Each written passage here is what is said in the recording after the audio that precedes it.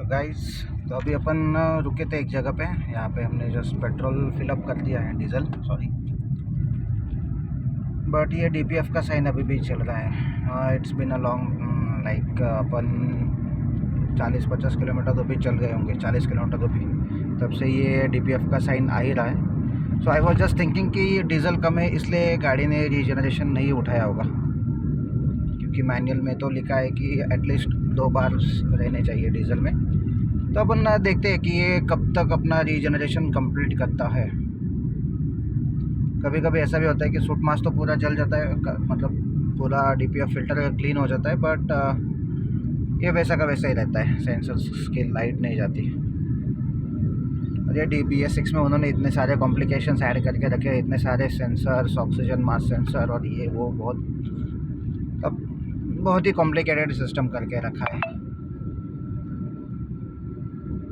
ठीक है, देखते हैं अपन। अभी डीजल तो डलवा लिया है हमने, और अभी अपना ये हाईवे ही है, नेशनल हाईवे, तो आई होप कि अपन और आधे घंटे तक ये 2500 RPM मेंटेन कर सकते हैं। सो आई एम जस्ट थिंकिंग कि थर्ड गियर पे चलाए या नहीं। भैया लेट्स सी, अगर ज़्यादा ट्रैफिक रहता है तो अपन थर्ड गियर पे ही चलाएंगे, और अगर ऐसे ही रोड खाली रहता है या फिर 80 का स्पीड मैनेजेबल रहता है तो अपन फोर्थ गियर पे चलेंगे। तो आज का ये जो व्लॉग रहेगा अपना, ये मोस्टली पूरा डीपीएफ के रिलेटेड ही रहेगा। डीपीएफ रीजनरेशन, वो भी रनिंग गाड़ी चालू, इसमें गाड़ी रुका के अपन फोर्स रीजनरेशन वगैरह तो नहीं कर रहे यहाँ पे। अगर सर्विस सेंटर में जाके फोर्स रीजनरेशन करते हैं लैपटॉप वगैरह लगा के, तो फिर वो 1000-1200 तक कुछ तो भी जाता है। लेट्स सी कितना, मतलब गाड़ी कितना सपोर्ट करती है अपने को, और अपने इससे क्या बोलते हैं अपन, अपने एक्सपीरियंस से और ड्राइविंग हैबिट से अपन कितना रीजनरेशन कर सकते हैं। वैसे अभी रिसेंटली मैंने ये नोटिस किया है कि गाड़ी अभी जल्दी डीपीएफ ये हो रहा है। पहले वो एक्चुअली अराउंड 40,000 मुझे डीपीएफ के इश्यूज़ नहीं आए थे।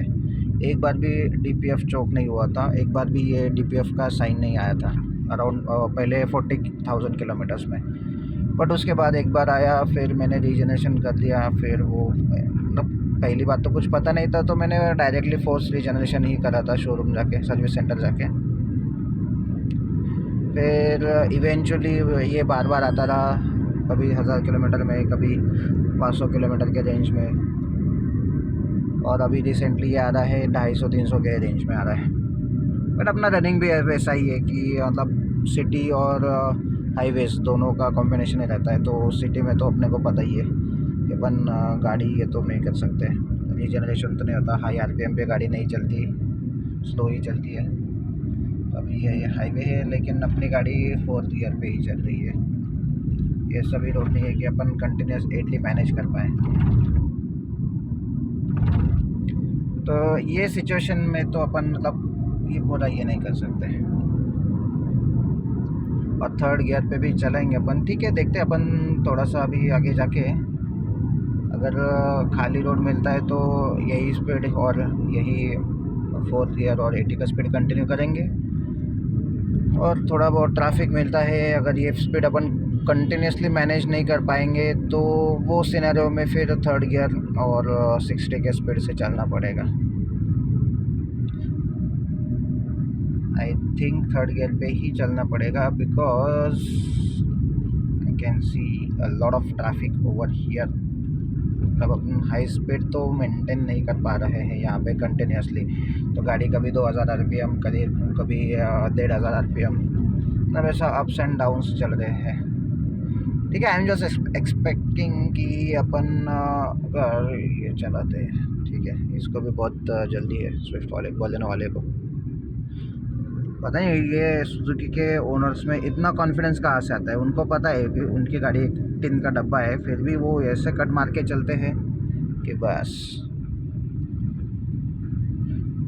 हाँ, वैसे इंजन्स के बारे में तो इंजन्स और स्पेयर पार्ट्स उसके बारे में तो सुजुकी से कोई कंपेयर नहीं कर सकता। उनके पार्ट्स इजीली अवेलेबल रहते हैं, सर्विस कॉस्ट कम रहता है, माइलेज ज़्यादा रहता है, बहुत सारे एडवांटेजेस है गाड़ी में। फीचर्स रहते हैं अच्छे खासे।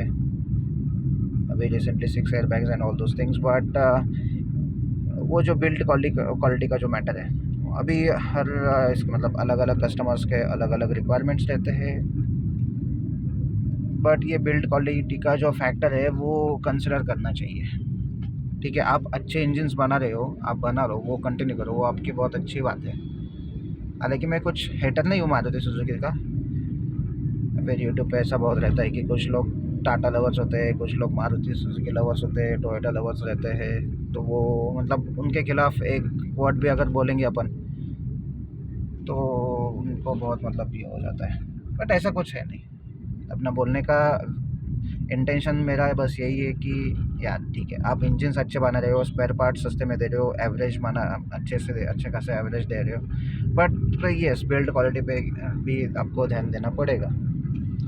आप एक ऐसी अच्छी सी गाड़ी बनाओ जैसे कि ब्रेजा आपने बनाई थी BS4, वो टाइम पे तो 4 स्टार रेटिंग थी गाड़ी की, और गाड़ी का सेल भी बहुत ही अच्छा सा था। लेकिन अभी ये रिसेंटली जो स्विफ्ट वगैरह जो है वो तो मतलब कुछ बोल ही नहीं सकते उसका।